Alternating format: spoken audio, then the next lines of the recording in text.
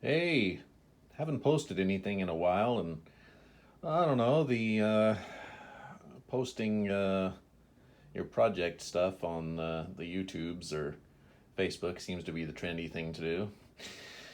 Anyway, so I've been working on this old IBM PC XT clone machine for a while, and it's I don't really know what to say about it. It came with a hard drive in it that was kind of so-so, and I had these other hard drives laying around, and installed this 10 megabyte unit, and later installed this one. But so I installed this 10 meg unit, formatted it out. It turns out this controller is actually it's an RLL controller. So what that means is this 10 meg unit formatted out, I was able to get about 15 megabytes out of it. And with this one, it's like a 25 megabyte drive. And with the RLL format, it formatted out to about 30 megabytes, somewhere around there. But this computer is interesting. You never really saw this with the original IBMs, but it's got all the onboard amenities that you kind of expect with a more modern computer.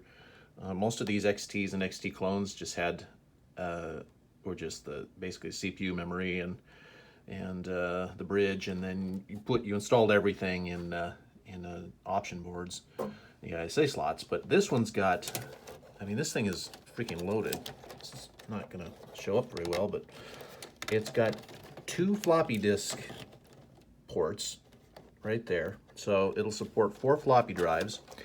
It's got 2 onboard serial ports, an onboard parallel port, and it's got onboard that 50 pin header right there. Let's see if I can focus now. Is SASI, SASI. So it's what it is. It's like an early SCSI interface. So I haven't had anything attached to that or tested that. I'd like to find something to be able to test that with, but for the time being, I'm focusing on getting the system. Well, I have been focused on getting the system booting up, and even with like 15 megabytes, I installed DOS 5 on it, and there's only like 6 megabytes available disk space. I decided I need more space, so I threw this in there. So I got an extra 30 megs. But what I want to try to do here is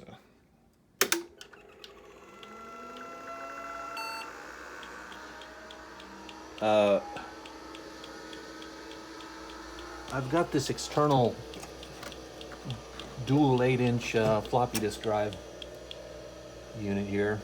Now, I've tested these drives and they do work. What I'd like to do is get it attached to this, and at the moment I've got some adapters and things on the way. So what I'm going to try to do, yeah, there it's booted up, is get those attached to this secondary floppy drive port here, because those are technically either like the ShoeGuard floppy drive interface. It's 50 pin, but it is compatible, so I'm just going to try to attach it to that and see if I can just use imaging software with this thing. They're single-sided drives, so not much use in DOS, but I can read and write images to the disks with special software anyway. But that's that. But I'll show you. Oh.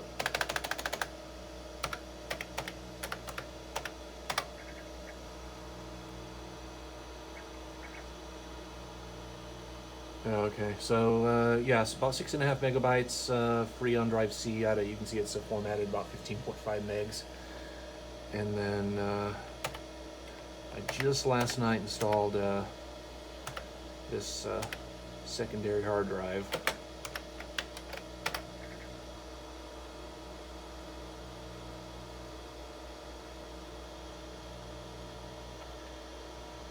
Boy,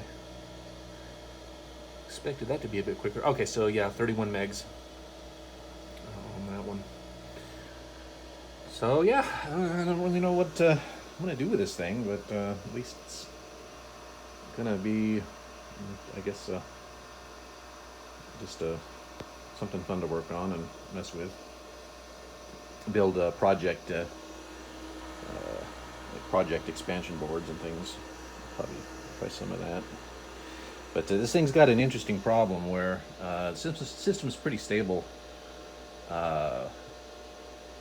in most instances, but I notice it does occasionally lock up, and when it locks up, it just freezes. Um, it seems to be a lot better when I clock the CPU clock down on it, but it's still not quite there, and I don't have the equipment to be able to really debug this thing, figure out what's causing it to halt. But anywho, that is what's going on with that.